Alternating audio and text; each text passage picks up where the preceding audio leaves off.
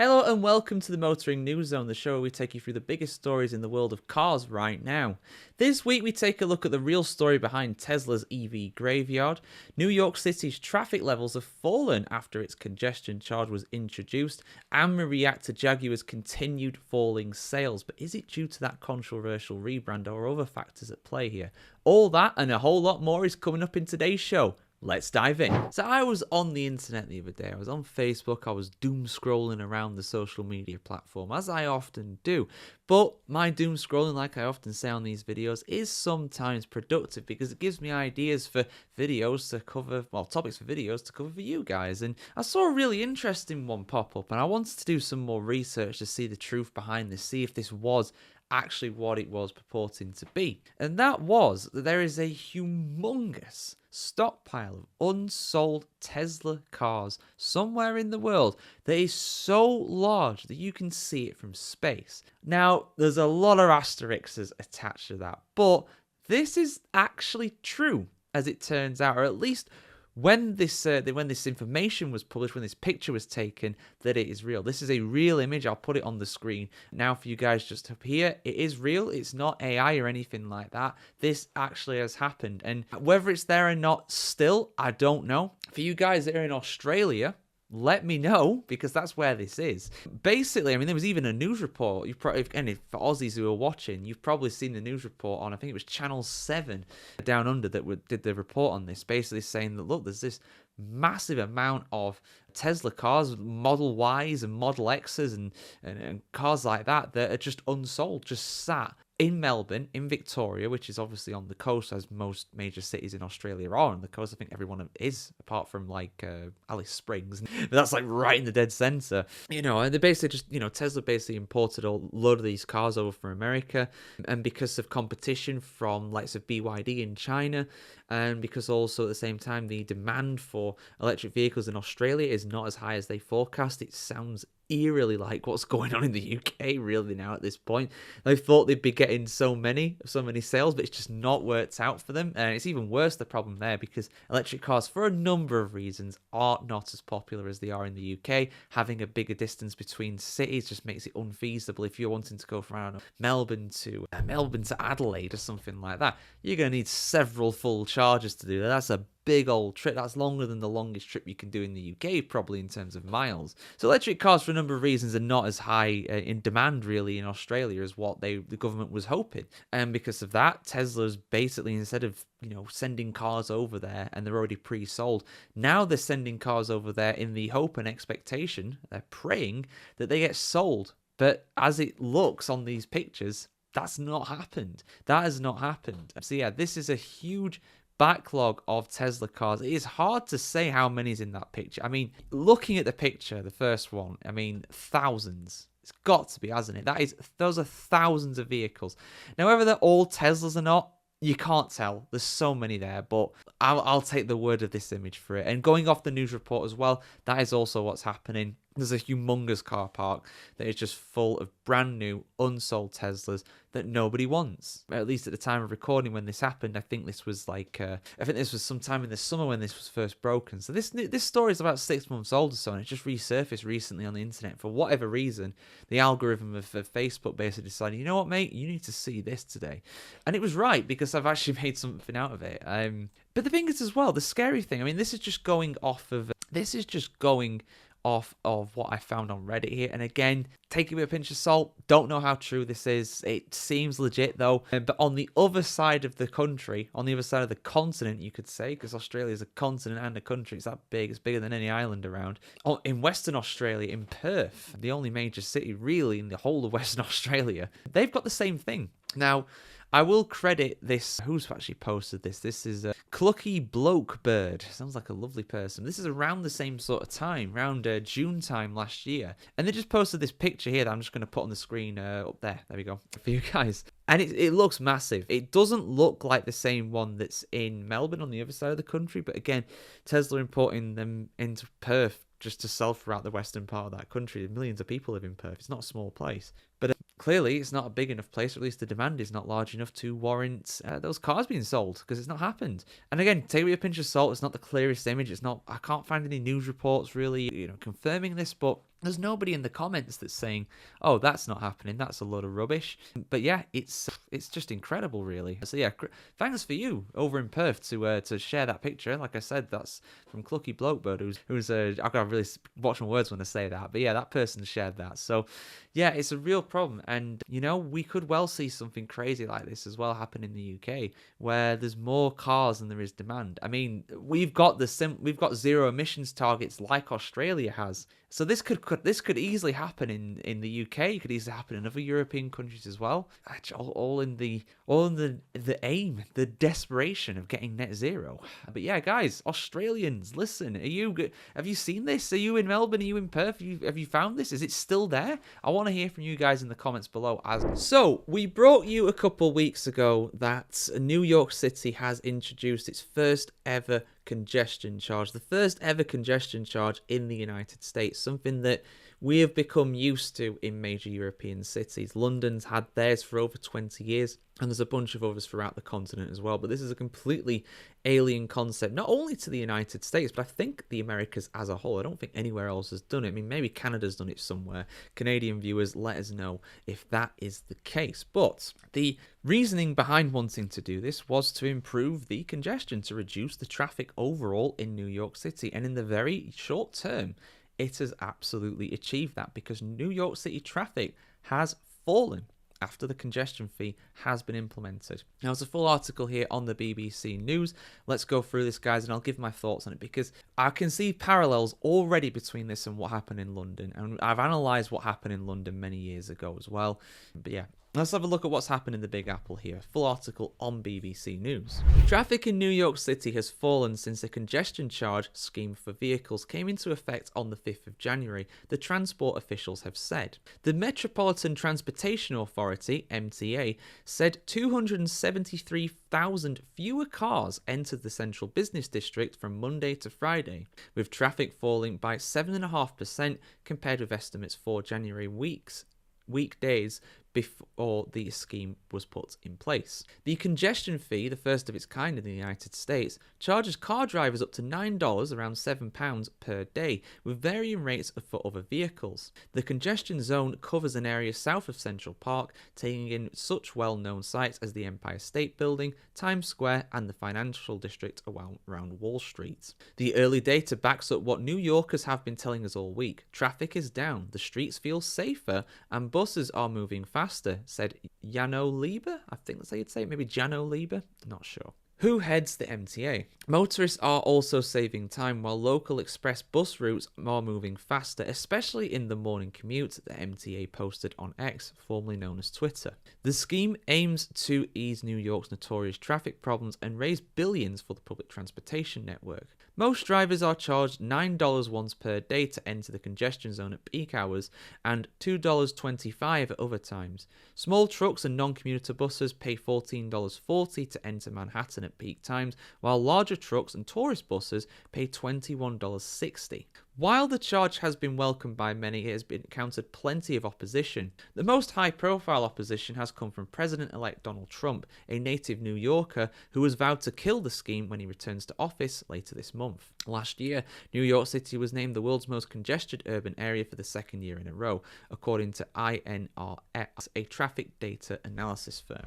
Well, this is the thing. I'm always caught in two minds about this, and it's far too early to definitively say whether this is a good thing or a bad thing. It has achieved its initial goal of getting less people to drive in that area of New York City during peak hours. It's done that.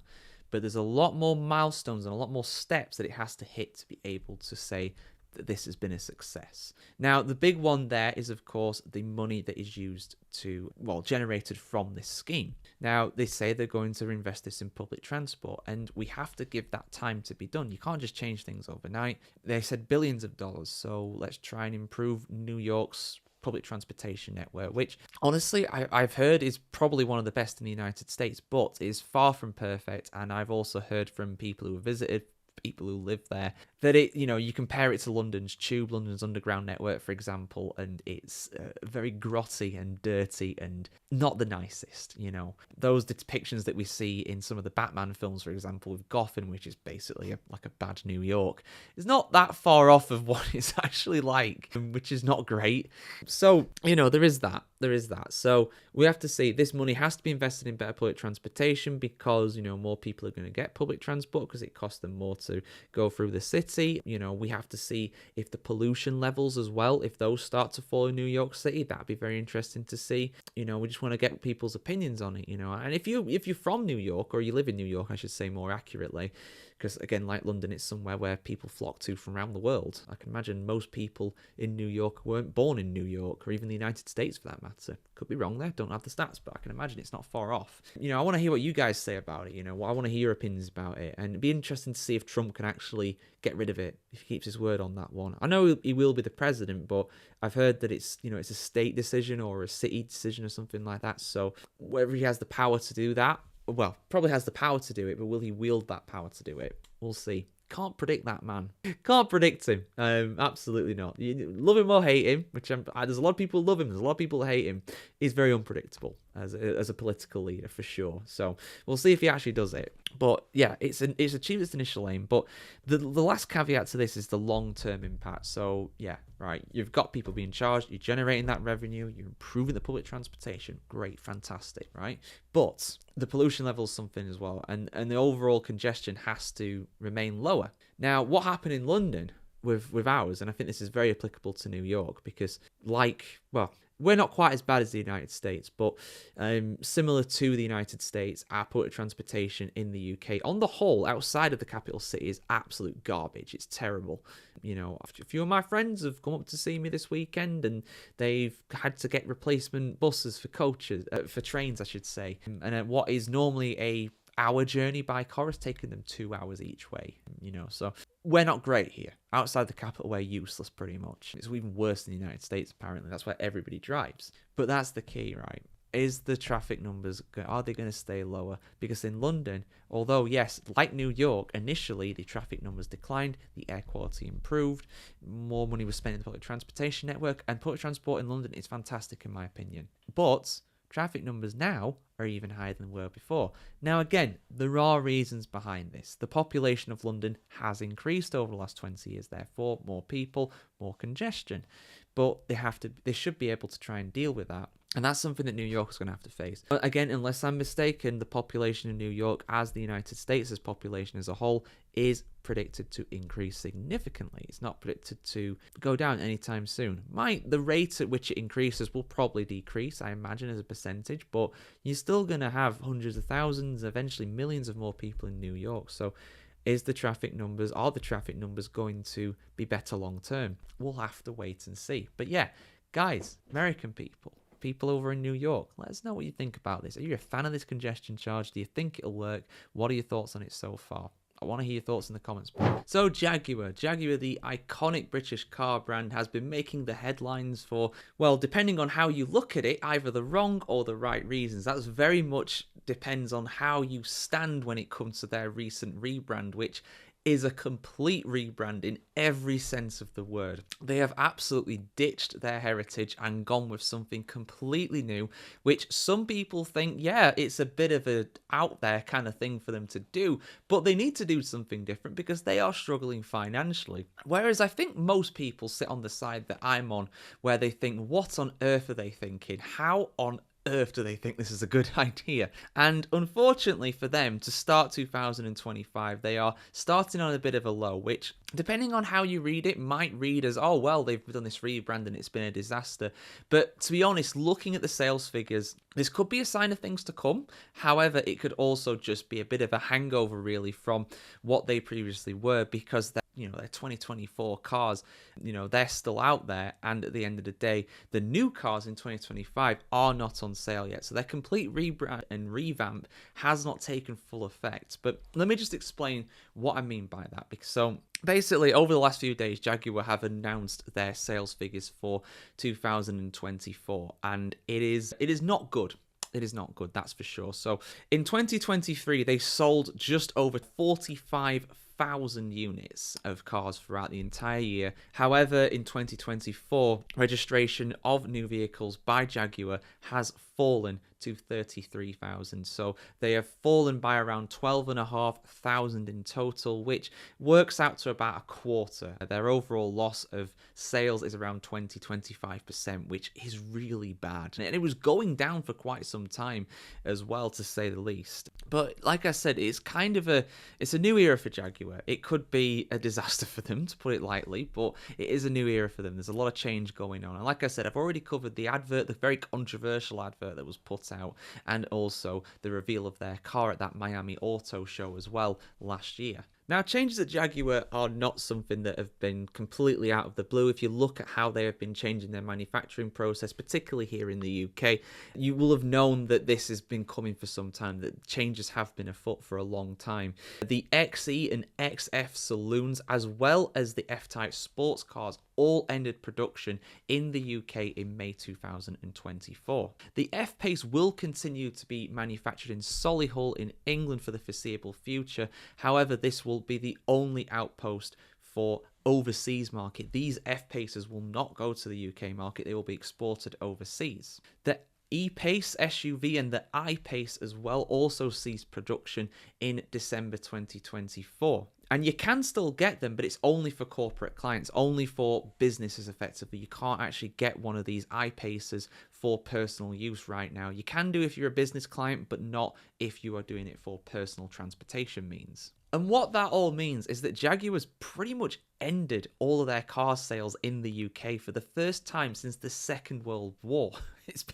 It's literally been 80 years. So again, big changes are afoot. I understand the ethos behind that, but it's not great reading. I will admit, it's not amazing reading actually going through this sort of stuff.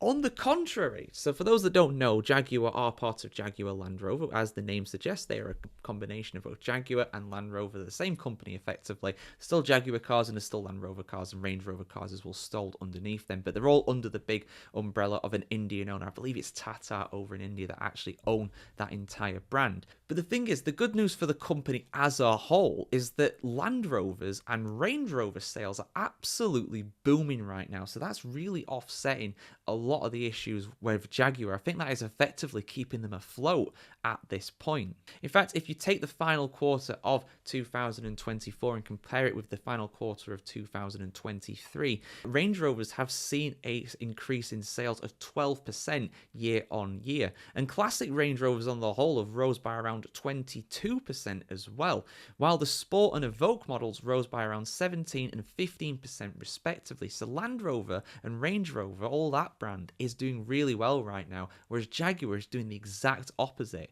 Land Rover Defender sales as well, they also surged by around 13% last year, while Discovery sales increased by 1.5%. Again, it's all moving in the right direction for them, and in truth, I think that's keeping the company afloat at this point. That is probably stopping Tata looking to actually sell Jaguar, in fact, because of that. So overall, that means that Range Rover sales on the whole, they increased from 339,000 to 366,000 in 2024. That first figure being for 2023. But Jaguar are not doing well, like I said. But it's nothing new. They've been struggling for a very long time now. I don't think they've made a profit in well over 10 years in terms of how many sales they're making compared to their actual output. In 2022, Jaguar sold around 61,000 cars, which was almost double what we saw in 2024, 33,000 for that year.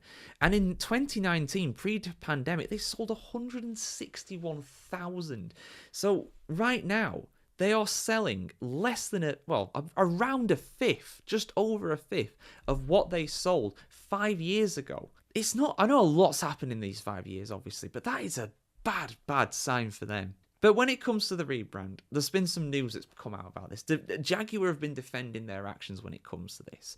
Apparently, around 800 people were reported to worked on the rebrand, with the managing director, Rawdon Glover, saying the following on the rebrand: "We need to change people's perceptions of what Jaguar stands for." And he also denied that the firm was throwing away its near 100-year heritage with its most dramatic rebrand in decades. I would say ever. This is the most dramatic car rebrand ever. I can't think of one that's had this impact, good or bad, in the history of the automotive industry. This is the... Say what you want about it, criticize it all you want, and don't worry, I have. But you cannot deny that it's bold and it's different, and it's absolutely annoyed a lot of people. And again, just go on, to kind of consolidate what I've said about this as well. Glover's also said, if we play in the same way that everybody else does, we'll just get drowned out. So we shouldn't turn up like an auto brand.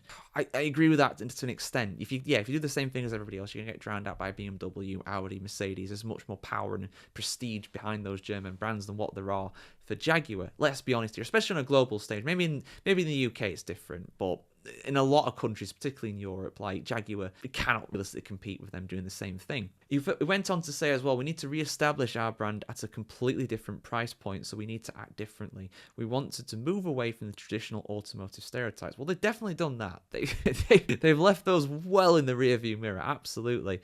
Jeremy McGovern also said on this as well, the concept car unveiled in December would not be loved by everybody, but also added, that's what fearless creativity does. And again, he's not wrong. He's not wrong. Things that are very out there are not often loved by everybody. It shocks a lot of people. It surprises a lot of people. And it does, of course, annoy some of the core audience, of course. But there has to be method behind the madness. There has to be something that makes sense. I mean, they are saying that this Penelope pit stop mobile, whatever it is, the new one they're making, that big pink bold car, which looks absolutely hideous in my opinion. They're saying that's meant to be an average everyday car for city people, people who are commuting within cities. And it's like, how the hell are you going to get a parking spot for that bad boy? It's massive. It's like a Rolls Royce. It's huge. It'd be easy to to park a double decker bus or something, man. Honestly, it's incredible. So I see what they're trying to do. I understand the ethos of what they're trying to do. I just think they're going the wrong way about it.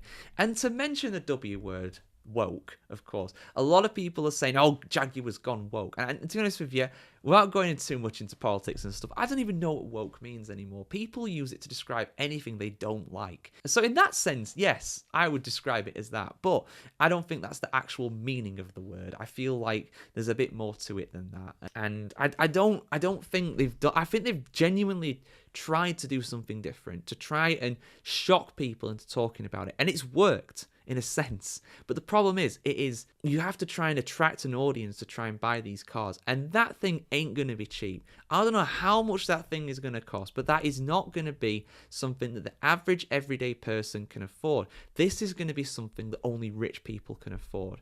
People who are high up in jobs. I reckon that car, looking at it, in the UK, that's going to cost a minimum of 50 grand. Easy. I could see that being 6 figures. Easy as well.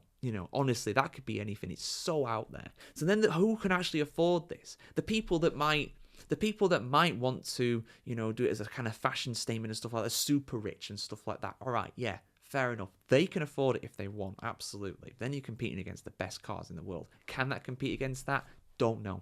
Need to do some sort of test drive or something to say for sure. But on the same token, people who might be impressed by it are, with the greatest respect, they're not going to be able to afford something like that. They're not, you're not going to see it. I mean, I might be wrong here. There will be the odd one, I'm sure. But in general, the kind of clientele in terms of the people that are going to be able to afford something like that, they are not going to go for that. They're just not. They are not the pink 10 feet Jaguar kind of people. They're a boring grey Mercedes, Audi, BMW kind of person. You know what I'm talking about here. I think this is going to be a disaster. I stand by what I said months ago when this first comes out. This is the beginning of the end for Jaguar in more than one way. It could be the end of the brand as a whole, but it is absolutely the end of what we knew as Jaguar. Before all this happened, I genuinely, honest to God, a Jaguar was one of my dream cars to have. I absolutely wanted one, and I might still get one, but it'd have to be an older one. I want one of these. Honestly, I just don't see how this can work. Yeah, what they were doing before wasn't working either, and they had to do something different. But this ain't it, Chief. This ain't it, Chief. At all. It's just not. It's absolutely not. But guys, I've gone on for like 10 minutes here. This was meant to be a 5-minute video. It was never going to be a 5-minute video, was it? But, you know, when it comes to the sales figures, I think the last thing to touch on before I sign off this video, the sales figures, a lot of people, and a very prominent politician in the UK, you know who I'm talking about. They've said, oh yeah, go woke and go broke. I don't think the rebrand is really to blame for this. I mean, these are figures for the entire year. The rebrand was announced in October, November time, wasn't that long ago. So we've only known about this new Jaguar for a couple months. The sales figures as a whole might have been hurt by this, you know, but there's a few things going on there. They're obviously scaling down production and completely phasing it out pretty much at this point. That's going to hurt the sales figures, you know, and on the whole, they've been going down anyway. So, you know, I don't think this is the final nail in the coffin by any means. You know, it's not a surprise that the sales figures have fallen because they've been falling all year. That is not a surprise. So I just want to add some context that because a lot of people are going to try and misinterpret that. A lot of people are going to try and paint the picture and already have tried to paint the picture of, oh, you've done this rebrand, it's killed off your brand. You're doing great until then. No, they weren't. They were really struggling before then, and they've continued to struggle, and they're going to continue to struggle. And whether they can recover or not is another thing, but we'll see. I hope they do. I want to see them do well. I do. You know, I always stick up for the British brands. You know, I want to see Jaguar, I want to see Land Rover, Rolls-Royce, Vauxhall, Bentley. I want to see these British brands do well. I want to see them succeed. But I just don't think this is the right way for Jaguar to do it. And I stick by that point. And if I'm wrong, I'll hold my hands up and I'll talk about it. 100%. I hope I'm wrong, but we'll see. But guys, what do you think? Is this rebrand going to be the start of the new Jaguar or the end of Jaguar as a whole? Comment in the comments below if you want to get your opinion across. I want to hear what you guys have to say. And of course, for much more news on the automotive industry, good, bad, and pink ugly, let us know. If you want to see some more of that, subscribe and follow and like and share and all that good stuff, and you'll see more stuff from us here on themotoringchronicle.com. Like, share, comment, subscribe, ring the bell as well. See you soon, guys. Have a good one.